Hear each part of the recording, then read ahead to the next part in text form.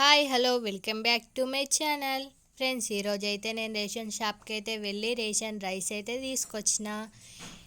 ఇక అందులో చాలా నూకలు ఉన్నాయని అయితే నేనైతే జల్లెడైతే పడుతున్నా ఫ్రెండ్స్. ఇక మేమంతా ఉన్నోళ్ళమేం కాదు, మేము మిడిల్ క్లాస్ వాళ్ళం. రేషన్ బియ్యం అయితే ఇలా జల్లెడ పట్టుకొని అయితే తింటాం ఫ్రెండ్స్.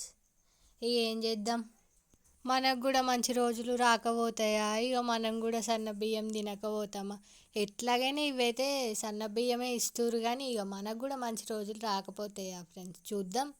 ఇదైతే మా కోడి బియ్యం సౌండ్ వినంగానే ఇక వచ్చేసింది తినడానికైతే. ఇదైతే చాలా తిండిపోతూ. మా మమ్మీ అయితే ఇంత మంచిగానైతే జల్లెడైతే వాడుతుంది.